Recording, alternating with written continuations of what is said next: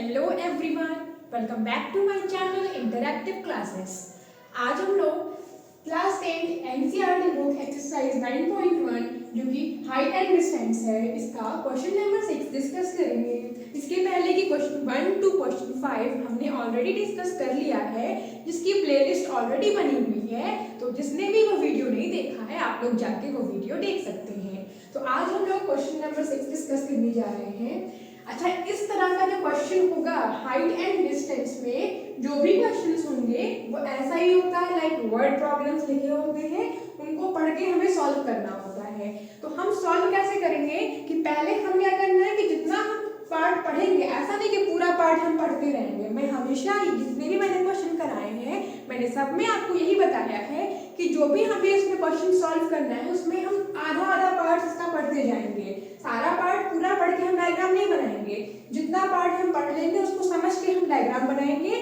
और हमारा मेन जो एम है वो इसमें क्या है कि हम इसका डायग्राम बना लें, क्योंकि अगर डायग्राम बन गया तो फिर इस क्वेश्चन को सॉल्व करने में कोई बहुत बड़ी बात नहीं है। तो मेन एम क्या होगा कि इसमें हम डायग्राम बनाएं। तो a 1.5 meter tall boy is standing at some distance from a 30 meter tall building। क्या कहता है कि एक 1.5 मीटर हाइट का एक लड़का है जो क्या है, कुछ दूरी पे खड़ा है। कहां से? 30 मीटर टॉल बिल्डिंग से। सबसे पहले मैं क्या बनाऊंगी, एक 30 मीटर की ये क्या हो गई, टॉल बिल्डिंग हो गई। अब इससे क्या है, कुछ दूरी पे, मान लिया कुछ दूरी ये हो गई, इसकी कुछ दूरी हो गई यहाँ तक, ठीक है। ये क्या हो गई, कुछ दूरी हमने यहाँ तक मान ली। फिर यहाँ पे कौन खड़ा है, एक 1.5 मीटर टॉल बॉय खड़ा है। तो यहाँ पे मैंने एक बॉय बना लिया ये। तो इसकी हाइट कितनी है, इस बॉय की हाइट है 1.5 मीटर और is standing at some distance from a 30 metre tall building. यहाँ तक हमने पढ़ा और यहाँ तक का डायग्राम बन गया।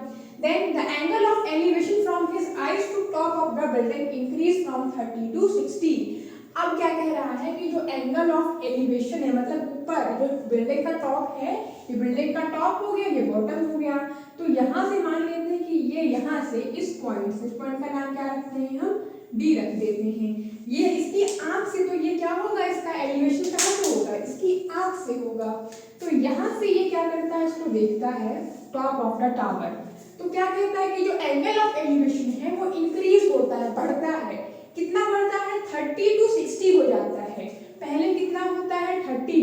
तो एंगल ऑफ एलिवेशन बनाने के लिए हमें कोई बेस तो चाहिए होगा, इसलिए मैंने ये लाइन ड्रॉ कर ली और ये 30 डिग्री था और ये क्या बन गया, 60। कब 60 हो गया, as he walks towards the building. जैसे जैसे ये बच्चा इस बिल्डिंग की तरफ वॉक करता है, मतलब अगर ये यहाँ पहुंचा होगा तब यहाँ से जो एंगल ऑफ एलिवेशन रहा होगा वो 60 रहा होगा। यहाँ पर कोई नाम देते हैं, इसमें हम ABCD हो गया, यहाँ पे E लिख देते हैं, यहाँ पे F लिख देते हैं और इसको G लिख देते हैं। Okay, then find the distance he walked towards the building. हमें क्या बताना है कि बिल्डिंग की तरफ उसने कितनी डिस्टेंस वॉक की, मतलब पहले यहाँ था, उसके बाद ये यहाँ पहुंच गया, तो ये इतनी डिस्टेंस इसने कितना वॉक किया, ये हमको फाइंड करना है इस क्वेश्चन में। तो ओवरऑल मैंने क्या किया, पहले एक पॉइंट यहाँ तक पढ़ा, बिल्डिंग बना लिया, एक बॉय बनाया और कुछ दूरी पर उसे खड़ा कर दिया, बिल्डिंग की हाइट 30 कर दी। फिर जो एलिवेशन था वो क्या हुआ, 30 से 60 हो गया। 30 था, थोड़ा सा आगे बढ़ाया इस बॉय को, यहाँ 60 हो गया। एंगल ऑफ एलिवेशन जो होता है वो आंख से लिया जाएगा, ना कि उसके पैर से, क्योंकि अगर हम ऊपर बिल्डिंग देख रहे हैं तो हम अपनी आंख से तो देख रहे हैं, ना कि अपने पैर से देख रहे हैं।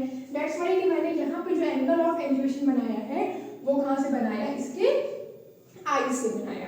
अब हमें क्या निकालना है कि इसने ये जो बिल्डिंग की तरफ था वो कितनी डिस्टेंस इसने वॉक की है, ये हमको फाइंड आउट करना है। तो हमें क्लियरली दिख रहा है कि हमको ये CE पार्ट निकालना है। तो CE का मतलब अगर हम DF निकाल दें तो DF जो होगा वो CE के बराबर होगा, यानी कि हमें क्या निकालना होगा, DF निकालना होगा। अब ये DF कैसे निकलेगा, हम क्या करेंगे, एक बार पूरा ट्रायंगल लेंगे तो हम DG फाइंड कर लें और फिर ये एक ट्रायंगल है AFG, इसमें FG फाइंड कर लें। तो पूरे DG में से अगर ये FG को माइनस कर देंगे तो केवल DF बचेगा और हमारा DF आ गया, इसका मतलब मेरा CE भी आ जाएगा। तो दो बार हम ट्रायंगल लेंगे, हमको यहाँ पे दो ट्रायंगल दिख रहा है, एक छोटा एक बड़ा, एक है AFG और एक है ADG। तो यानी और हम इसमें अभी क्या यूज करेंगे, साइन कॉस टेन। तो हमें तो बेस चाहिए ना, और हमें क्या दिया है, परपेंडिकुलर दिया है, हाइपोटेनस का तो कोई नामो निशान नहीं है, तो इसमें हम साइन और कॉस यूज नहीं करेंगे, केवल टैन यूज करेंगे और ये क्वेश्चन हमारा सॉल्व हो जाएगा। इनको सॉल्व करने के पहले हमें क्या करना होता है, कुछ वर्ड्स में लिखना होता है। तो इसमें हम क्या लिखेंगे कि let AB be the height of the tower 30 metre, AB be the height of tower 30 metre and DC be the height of boy 1.5 meter. D and F be the points from where angle of elevation is taken. इतनी बात हम लिख देंगे, फिर हम solve करना शुरू करेंगे। और फिगर से क्या है, DF और CE बराबर दिया है हमको। तो हम क्या करेंगे, दो ट्रायंगल उठाएंगे। एक ट्रायंगल में देखिए यहाँ पे 30 बना है, तो DAG ट्रायंगल कौन सा लेंगे हम, एक DAG। तो ये 1.5 है ना, और ये पूरा क्या है 30 है, तो ये 1.5 इसका मतलब यहाँ भी क्या होगा 1.5 होगा।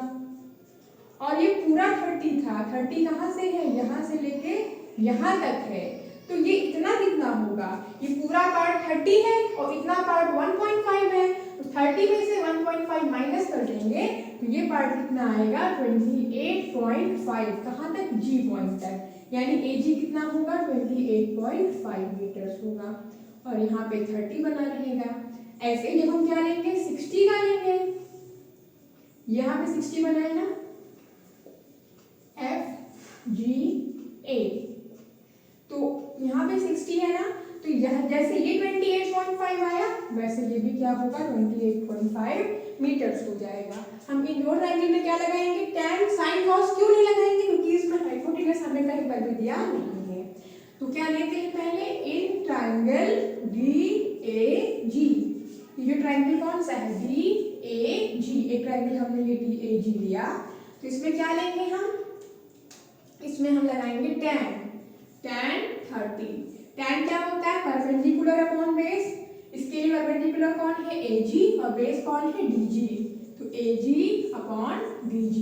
AG की वैल्यू कितनी है 28.5, DG का पता नहीं, और tan 30 1/√3, तो DG की वैल्यू क्या होगी 28.5√3, क्रॉस मल्टीप्लाई कर देंगे 28.5√3 आएगा। अच्छा AG 28.5 कैसे आया, इसको हम यहाँ पर लिख देते हैं कि जो DC है वो किसके बराबर है, BG के बराबर है, तो दोनों कितना हो गया 1.5 मीटर हो गया।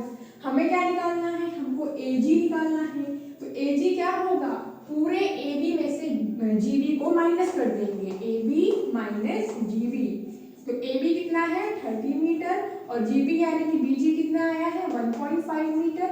इस तरह से ये माइनस करने पे 28.5 मीटर्स आ जाएगा। इस तरह से मैंने BG कैलकुलेट कर दिया। अगेन हम क्या लगाएंगे, इन ट्रायंगल FAG, यहाँ पे क्या लगाएंगे tan 60, इसका काम हमने कर दिया, अब ये निकालते हैं tan 60 से। तो tan की वैल्यू क्या होती है, परपेंडिकुलर अपॉन बेस, ये AG अपॉन FG, AG की वैल्यू क्या है 28.5, FG का पता नहीं, tan 60 क्या होता है √3 और 28.5 अपॉन FG। तो यहाँ से हम अगर क्रॉस मल्टीप्लाई करें तो FG यहाँ आएगा, √3 नीचे हो जाएगा, FG = 28.5 अपॉन √3। पर जब ये √3 होता है ये बहुत VIP, कभी भी नीचे नहीं रहेगा, इसलिए इसमें क्या करेंगे, इसमें कंजुगेट से मल्टीप्लाई कर देंगे, तो ये √3 × √3 क्या बन जाएगा 3 बन जाएगा, 3 9 जा 27, 3 5 जा 15, तो FG की वैल्यू क्या आएगी 9.5√3 आ जाएगी। ये किसकी वैल्यू आ गई हमारे पास, FG की वैल्यू आ गई। हमको FG मिल गया, ठीक है, हमको DG मतलब कि ये पूरा मिल गया। हमें क्या निकालना था DF, तो DF क्या है, सिंस DF क्या होगा, ये DF कैसे निकलेगा, पूरे DG में से FG को माइनस कर देंगे। DG देखिए यहाँ से लेके यहाँ तक था, इसमें से यहाँ से लेके यहाँ तक FG हमने क्या किया माइनस कर दिया। तो DG की वैल्यू कितनी है हमारे पास, DG की 28.5√3 था, और एफ जी कितना आया है 9.5√3, माइनस करने पे कितना आएगा ये 19√3 आएगा। ये √28.√3 का अगर रह जाएगा एज अ कॉमन, और 28.5 में से अगर हम 9.5 माइनस करेंगे 28.5 9.5, 5 में से 5 गया 0, ये कैरी देगा तो यहाँ पे 9 और यहाँ पे 19, इस तरह से क्या आएगा 19√3 आएगा। कौन आ गया हमारे पास डीएफ हो गया, और हमने क्या कहा था कि जो डीएफ है वो सीई के बराबर है, एंड हेंस सीई क्या होगा 19√3, यानी कि जो तुम्हारा बॉय था यहाँ पे, ये जो पहले यहाँ पे था फिर ये यहाँ पहुँच गया, so it means the distance he walk towards the building is 19√3 metre. तो पहले यहाँ था फिर यहाँ पहुँच गया, तो इसका मतलब लास्ट में लिख देंगे hence the distance he walked towards the building is कितनी हो गई 19√3 मीटर्स। लास्ट में मीटर लिखना बहुत जरूरी है, यूनिट हमको लिख देना होगा, और ये हमारा हो गया आंसर। हमने इस क्वेश्चन में मेन काम क्या किया, डायग्राम बनाया, जितना पार्ट पढ़ा उतने का हमने फिर डायग्राम बना दिया, और डायग्राम बनाने के बाद हमने चेक किया कि मुझे कौन सा पार्ट निकालना है, ये पार्ट निकालना है, तो हम क्या निकाल दें कि ये पार्ट आ जाए, तो हम ये वाला पार्ट निकाल दें। और ये पार्ट कैसे निकलेगा, इस पूरे पार्ट को निकाला इस ट्रायंगल से, छोटे ट्रायंगल से इस पार्ट को निकाला, दोनों को माइनस कर दिया और ये पार्ट आ गया। और एक बात क्या याद रखनी है कि जब भी हम एंगल ऑफ एलिवेशन ले रहे हैं तो हम आई से ले रहे हैं, इसलिए जो इसकी बॉय की जो हाइट थी वो इधर से हमने माइनस कर दिया था। तो इस तरह से हमने इस पूरे क्वेश्चन को सॉल्व किया। आई होप आपको ये क्लास समझ में आई होगी। Thank you for watching, let's meet in the next video.